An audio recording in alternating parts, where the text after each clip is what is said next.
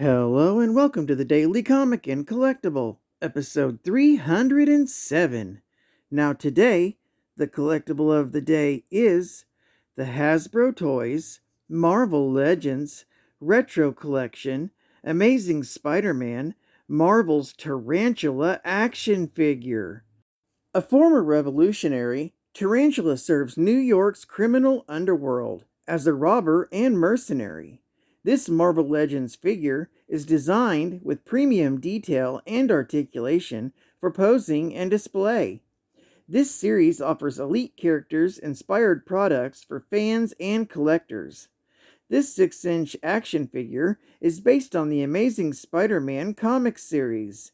Being part of the Marvel Legends series, this figure contains premium details with multiple points of articulation. Blister card includes Tarantula action figure and was released by Hasbro Toys. Now the comic of the day is The Spectacular Spider-Man, issue number 137, with the cover date of April 1988, with story by Jerry Conway, art by Sal Buscema, and cover by Sal Buscema. This issue is titled Nowhere to Run, Nowhere to Hide.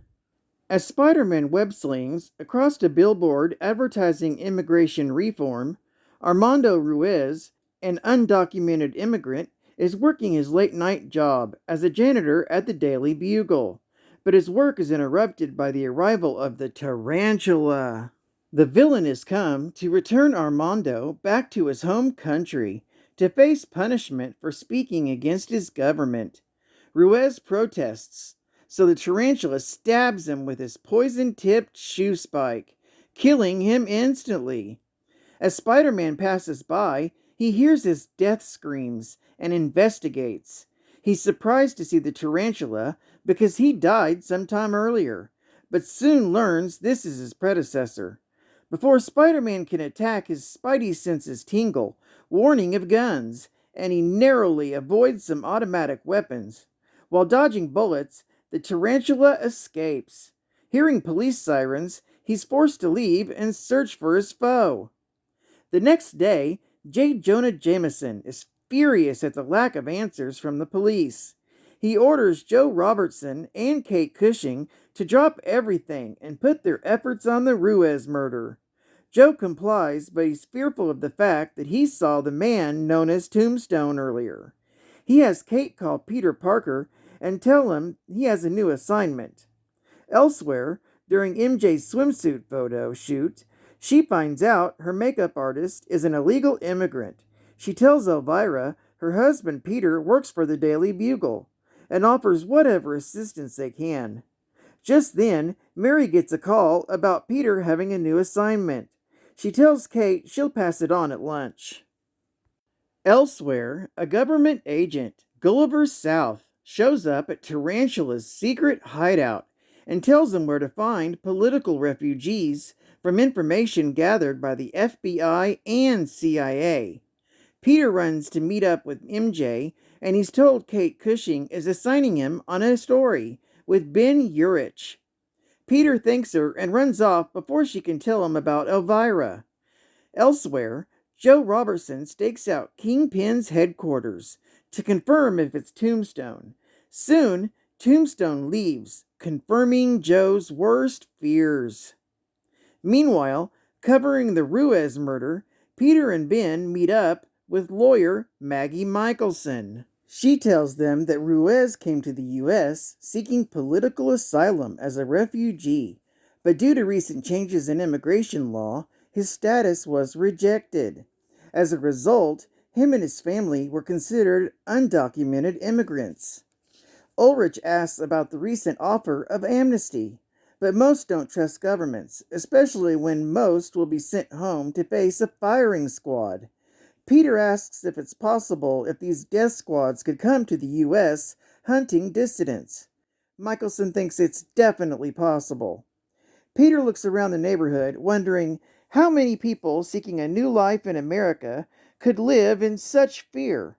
He's also wondering where the Tarantula is. That evening, the Tarantula has tracked down and attacked Luis Corona and his family.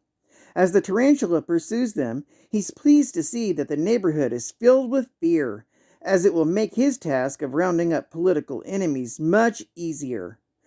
Mary Jane gets a frantic phone call from Elvira. She and her family, along with other undocumented immigrants, have sought sanctuary at St. Jude's Church. Unfortunately, her pursuers have surrounded the church and seeks to kill them all.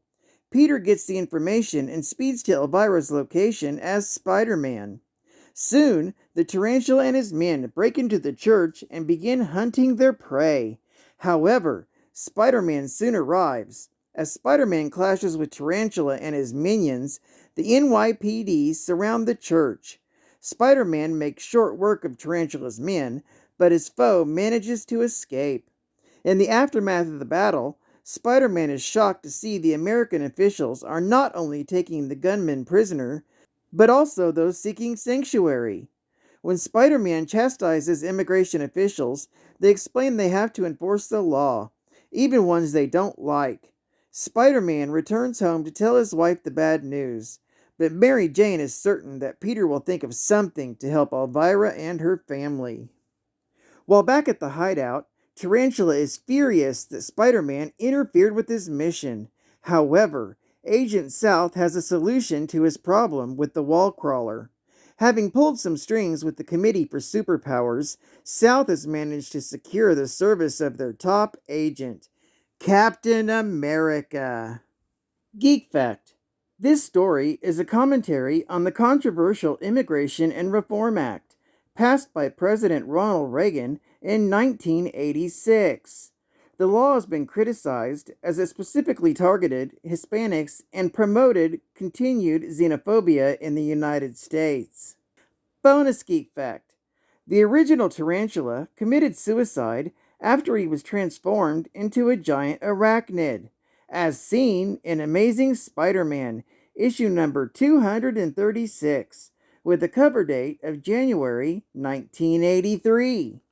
Another bonus geek fact: Joe Robertson briefly saw Tombstone in Web of Spider-Man, issue number 36, with a cover date of March 1988. Joe is concerned because he once failed to report a murder that he witnessed Tombstone committing, as revealed in Spectacular Spider-Man, issue number 139, with the cover date of June 1988. And final geek fact: Peter and Mary Jane are referred to as husband and wife. However, years later, the demon Mephisto erased their marriage from existence in Amazing Spider-Man, issue number 545, with the cover date of January 2008. Well, I'd like to thank you for joining me for another Daily Comic and Collectible, and I hope to see you again tomorrow. This is Cat Fan Comics Man, and I'll catch you on the flip. Over and out.